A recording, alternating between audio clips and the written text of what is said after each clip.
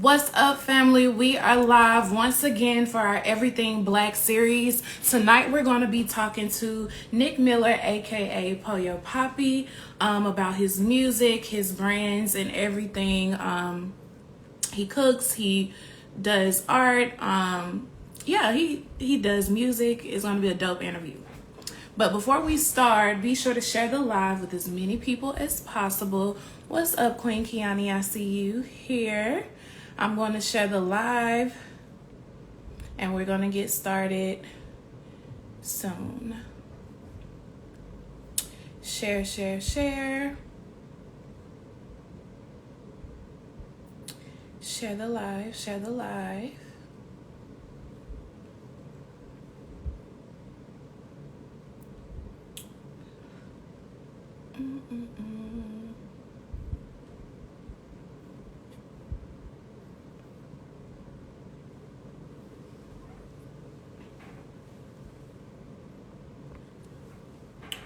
Just gonna wait for the people to come in.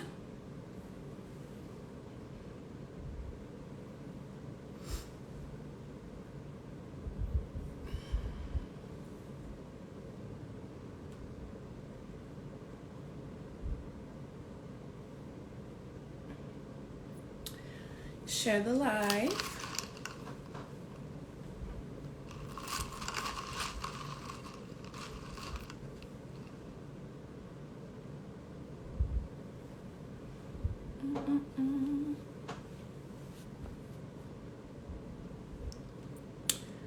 You can go ahead and send your request and I'll add you.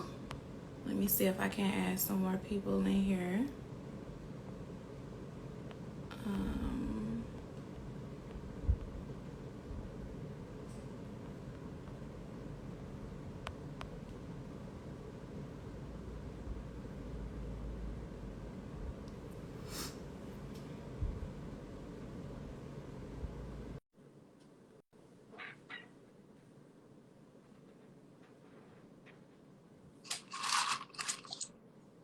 Hey, What's going on? how you doing? I'm pretty good. How about yourself? Good. Okay, LaFleur Colors, I see. You know what I'm saying? Had to represent for the Okay, for the home okay then. team, but at the same time I got to represent for the home away from home team too. So I Most definitely. figure we What's coordinate up, a little bit family? today. We're going to get started in just a few seconds. Be sure to share the live with as many people as possible. How your day been? It's been good, man. Been running, Yeah. working, but it's been I good. feel it. Blessed, and complaining wouldn't make it better no way. So just Right. gotta be grateful. It's been a good day. That's good. It's Taco Tuesday. I already have a taco. It's Taco Tuesday. It's National Margarita Day. Man, It's a great day. two Tuesday. Everything Right? stuff going on. It's been good though. How about yourself? How has your day been? I had a good day. It was productive. I did some planning and stuff today, so it was a good. That's good. We like to hear. Okay, so while we're waiting for people to come in, we can just go ahead and get started. So I'm with it. let's talk about how your journey began. Tell us a little about yourself. Oh Lord, that's a loaded question. But how my journey began, man. So born in Central Florida, Melbourne, Florida, to be specific.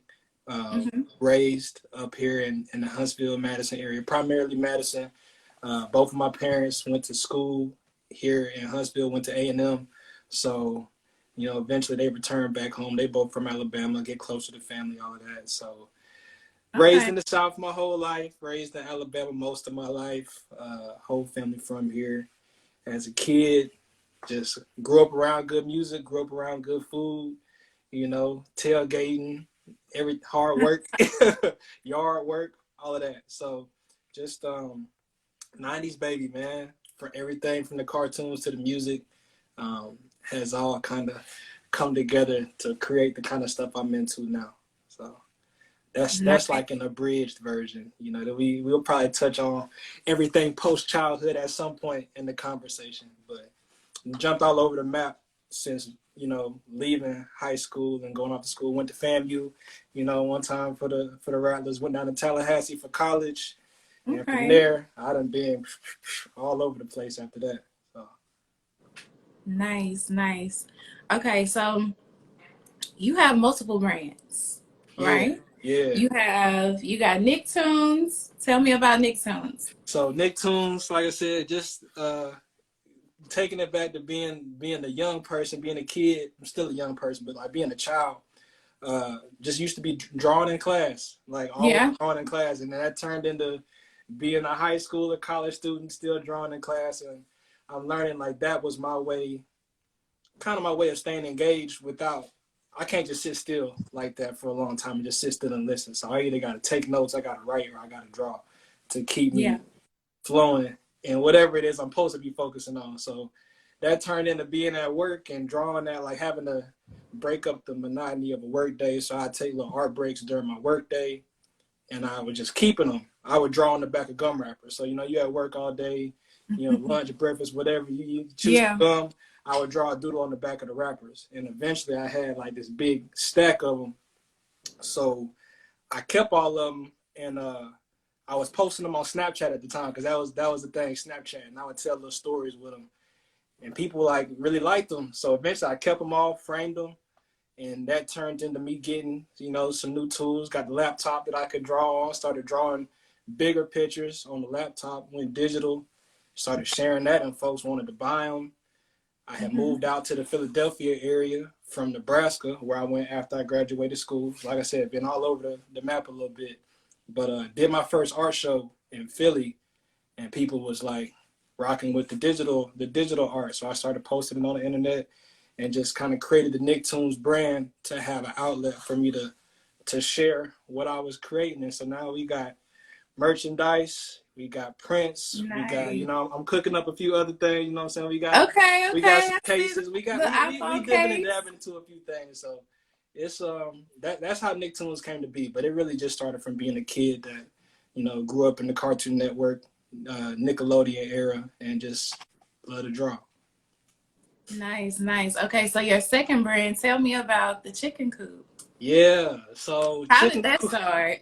Chicken Coop came from, really, that probably got started in college, if I'm being real, as far as like me doing it myself.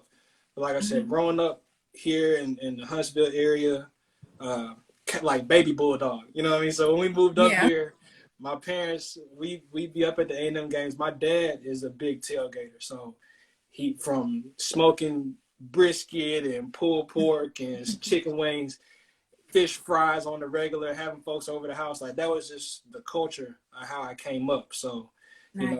as a kid, he ain't letting you do nothing but like set up. You got to do the work nobody want to do. You So gotta watch. You gotta you watch first. you set up chairs, you set up tables, and you watching and soaking in what you can soak in. So chicken coop is a mixture between my dad's recipe and my grandma's recipe on the chicken wings. And when I went down to college, by the time you get your own space, you out the dorms, you can cook your own food. It's like Yep. I gotta make what I like. So you trying to find that right balance. And it's just chicken coop is from years of me trying to figure out how to get that recipe right, feed my friends, feed my roommates, throwing parties at the crib. And then I moved to Nebraska, and I couldn't find like that flavor that I wanted. So I had to start cooking it myself. So taking that to work events, potlucks and stuff, and folks like, it's like, hey man, like I need that. How much So how much you how much you charge? what's like your top chicken flavor? Like Oh, what's everybody's go to? the go-to is either between, so like honey barbecue teriyaki is like the everybody can rock with that one, because Okay. this, and we do our own seasoning mix. We got our own sauces. We make the sauce ourselves, season the bread and ourselves. So my whole thing is, if the wing ain't good by itself, you ain't doing it. You know what I'm saying? You're not doing it right. You Right. got to I have a good agree. foundation, and then if you got the good sauce too, now you winning on both sides. So I honey agree. Look, barbecue teriyaki. I got my team member in here, Jay Khalil. He is a chicken lover. Okay. Hey, He'll eat chicken every day if he could. you He ain't said good it's enough. all about the sauce. Yeah. So the sauce that's like unique to us, that I have only seen us do is the funk. And so that's funk with like PHONK. That's our like signature exclusive. We hand make everything, so everything's a little bit different, but the funk is the one like I haven't seen a comparable item on anybody else's menu for that one. And that's definitely a crowd favorite. That sells out when we go do events, like everything. But shout out Jay Khalil, man. You sound like you know what you're talking about. Yeah, we gotta have you at an event. We gotta get you set up. Yeah, I'm with that. Gladly. Okay, so your third brand, the most important one, I feel like, Pollo Papi. Tell me about that part of your brand. Yeah, so Pollo Papi is realistically that's probably the newest of the three, but it's been the longest in the making, if that makes sense. So Pollo Papi is my name, my persona, my music persona, what have you. You know, like that comes from like a long time of doing music, rapping, freestyling, but like not being comfortable letting people know that I do those things. And Yeah. so I got into like selling the chicken, cooking, and that's where Pollo Papi came from originally. It's just like when I was doing a whole lot of promotion on the chicken business, that was the name that emerged out of it, Pollo Papi, and it's stuck. So as I traveled, especially once I moved out to the Philly area, and I really started like rapping in public and going to open mics and going to live events and going to studios and just mingling with people. You know, people started asking like, "What's your rap name? What's your rap name?" It's like, man, I don't got one. I'm just Nick, right? Yeah. And when I started having enough recordings to have like a body of work, it's like, okay, so you can either release this music as Nick Miller or you can release it as Pollo Papi. I got homeboys that was throwing names at the My board to names. see if they're gonna stick. And Pollo Papi is the one that shook out for the music too. And ultimately, all of my brands serve one another. You know, so it's about the synergy. So I do a lot of my own video editing as far as like the little promo stuff I do. I draw some of my own cover art for with the Nicktoons brand. And then I got some songs down the line that we'll see later in the year that are gonna be cross promos with the music and with the food brand to do some cross promotion there. So Nice. So you mentioned that you did some performances in Philly. How was that? Is it different from being here in Alabama? I don't think so much that it's different as much as it's like it was. I was different. You know what I'm saying? So Okay. up there, they got a distinct accent, whole lot of different kinds of music. And I love Philly for the art and music scene that they got going on. And if I could say anything's different out there, we have a lot of people here in the city that are artists, that are poets, that are musicians, instrumentalists, but it's not so widely broadcasted. That's probably like some of where I got it from. It's not, I don't want to say it's not cool because it is, but it's almost like you don't want to be the rapper or the poet because everybody do that now. So I'll just keep it on the low and keep it on the It's humble. kind of like a different world. Like, And we don't have as many outlets, I feel like. So shout out to you for everything you do to create a space for people to come and share their work. But yeah. up there, there's not a day of the week where it's not an open mic going on, some kind of live show, some kind of live band, some kind of art show happening once a week.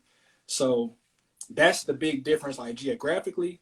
But for me, I didn't perform in front of a crowd ever until it ended up happening the first time I went out in Philly.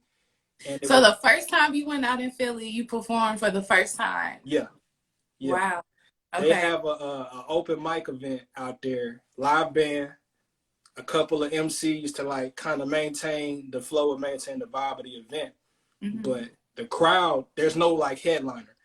They have a couple performances in the middle, but the headliners that we would normally call a headliner is really the intermission. So the main event, they got microphones floating around the crowd. And so it's like a freestyle event where whoever end up with the mic just performs and try to match the vibe of the band, and it kind of hops from person to person. So I ended up like the mic was like right over there my first time out, and I was like, nobody would take it. So I mean, nobody knows me out here, and that was the biggest thing why I didn't let people know I rap, because they didn't know me. They didn't know that part of my life. Yeah. So I was like, hey, nobody to be worried about out here. I could just do whatever I want, say whatever I want. So I grabbed the mic, and from there, it's kind of just been rolling ever since. Nice, nice. So tell me, what are some of the strategies you use to balance your multiple brands? Because that's not easy. It's not easy, and to BG, I don't got no strategy. I need to. No. That's one of the things. You getting older, you maturing, like structure and being more regimented about everything from my day job to my personal life to my fitness to my like diet is trying to be more structured. So right now, strategy is very free flowing and like going with the motivation and going with how it feels at the time. But I know like for ultimate success, you got to be a lot more intentional. So 2022 has been a lot more about being intentional. And I kicked that off with actually finally putting some music out. So now I got to Yeah. stand on the reality that like, you don't just do this for fun. You don't kind of sort of rap. Like, nah, you're an artist in multiple mediums and take yourself seriously so other folks can take you seriously. And not that it's about that, but more so like for my own self. Like, take myself seriously and the gifts I got and what I'm gonna do with them. I love it. I love it. Okay, so as you know, the theme for this month is everything black. So I got to ask you a black question. Okay, so Right? as a black man, do you feel a certain amount of added pressure to you to succeed? And if so, how do you overcome that feeling? Yes. Short answer, yes. Okay. Um, because the reality is nobody likes a loser, period. You know what I mean? Like Yeah. maybe an underdog, you'll cheer for the underdog, but nobody wants to be a loser and nobody's rooting for a loser. Like, you know what I mean? And for me personally, how that feels to me or what that question resonates like for me, I come from a family where there's a very high measure of success and it's an expectation. And add on top of that, very strong, proud black people that's proud of where they come from and where they came from to where we're at right now. So just to the desire to meet that mark Yeah. and to not even meet the mark, but like push further. It's like if the folks came before you set this as the foundation level, like you got a head start. So you really need to be taking it further than that. So there is a lot of pressure involved in that. And that can make it feel challenging to pursue something that's not the sure thing. So not the business job or chasing the C-suite, trying to be somebody's executive and using your degree in that way for folks that go to school, or even like the obligation of having to go to college if that's Yeah. not something you want to do. So having had that, the pressure is like, I feel like I got these gifts, but that's like nobody in my like line, front ways or back ways, use that to make their mark. So do I take the risk or do I just follow the mold and the model that was already set out? So that's, yeah, long answer, short question. It's, yeah, pressure. And sometimes I feel like it's better to take the risk. we I don't we in know. it. We sitting in it right now. Yeah, most definitely. We sitting in it right now. Okay, so in your application, you stated that you are inspired by your Southern roots, and you also just mentioned that a little in your answer, in your most recent answer. At what point in your upbringing did your surroundings make you realize that you were a creative? I don't think my surroundings ever gave me the perspective to call it that. You know what I mean? Like, I feel like creatives is such, I don't want to call it a new term. Like it's always been a thing, but to address it with that title, I feel like it's been something that's more like regular in the last 4 or 5 years or so. Right. Yeah. So like before that, if you wasn't making money off of it, you was like, there was a hobby, right? You not, my title is a creative. And Yeah. so for me, I always felt like I just had a lot of hobbies and I was having a hard time picking one. Honestly, it was once I left my surroundings and got to go into other spaces and see other people that was taking their gifts serious and still maintaining on the stuff they had to do on the forefront to keep the money flowing in. And Philly was probably like the anchor point because at that point, like it wasn't no big money, but it was to the point like I have an opportunity to turn this into some money for one, but B, just testing the waters and dipping a toe into it, like I see that people care about what I'm making and they want more of what I'm making. So I guess that made me a creative now. So like it was once Yeah. I got from around my normal surroundings, because you know how Huntsville is, man. It's engineers and professors and teachers and everything in between. So like Yeah, everybody's here. that's like successful. You know what I'm saying? So I had to kind of get away from that, knowing that those are still options. But once I got to a space where I could freely express my creativity and kind of get away from worrying about people looking like, man, since when he do that? I mean, since when he start drawing? Since when he start selling food? Since when he start rapping? So everybody's different, and it shouldn't have to be that way to kind of step out on your courage and do what you do. But that just happened to be the case for me to kind of build up some momentum. Nice. Okay, you already have questions. I'm going to ask you the ones that we have in here, because what I'm going to do, I'm going to break the interview in parts so I can be able to save this live. So before we do that, I'm going to go and see what questions you have. Jay Khalil asks, how did you know which path to take seriously first? That's a really good question.